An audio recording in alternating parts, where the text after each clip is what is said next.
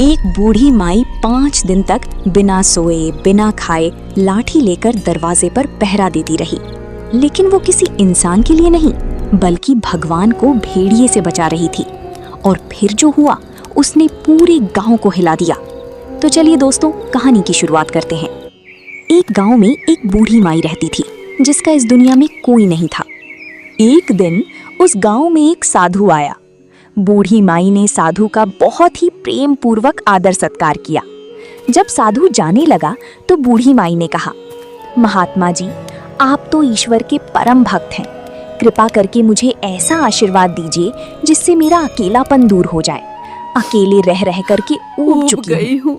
साधु ने मुस्कुराते हुए अपनी झोली में से बाल गोपाल की एक मूर्ति निकाली और बुढ़िया को देते हुए कहा, माई, ये लो, आपका बालक है। इसका अपने बच्चे की तरह प्रेम पूर्वक लालन पालन करती रहना।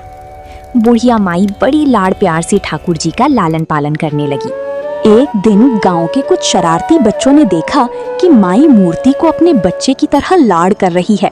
नटखट बच्चों को माई से हंसी मजाक करने की सूझी।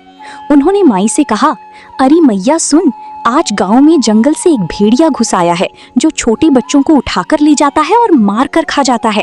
तू अपने लाल का ख्याल रखना, कहीं भेड़िया इसे उठाकर ना ले जाए।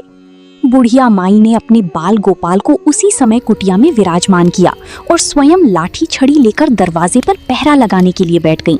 अपने लाल को भेड़िए से बचाने के लिए बुढ़िया माई भूखी प्यासी दरवाजे पर पहरा देती रही।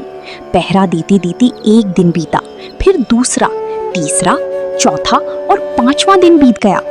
बुढ़िया माई 5 दिन और 5 रात लगातार बगैर पल के झपकाए भेड़िए से अपने बाल गोपाल की रक्षा के लिए पहरा देती रही। उस भोली भाली मैया का ये भाव देखकर ठाकुर जी का हृदय प्रेम से भर गया। अब ठाकुर जी को मैया के प्रेम का प्रत्यक्ष रूप से आस्वादन करने की इच्छा हुई।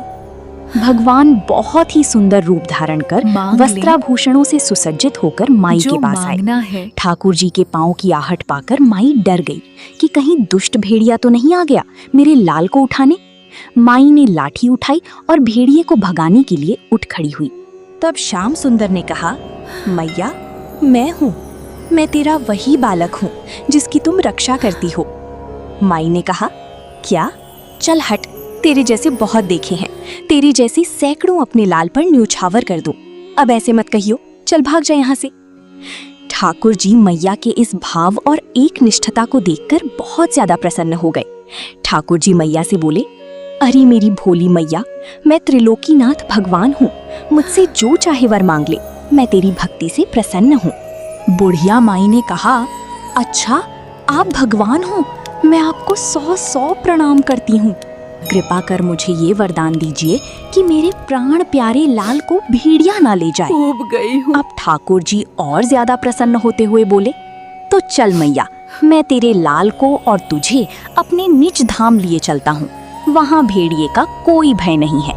इस तरह प्रभु बुढ़िया माई को अपने निज धाम ले गए।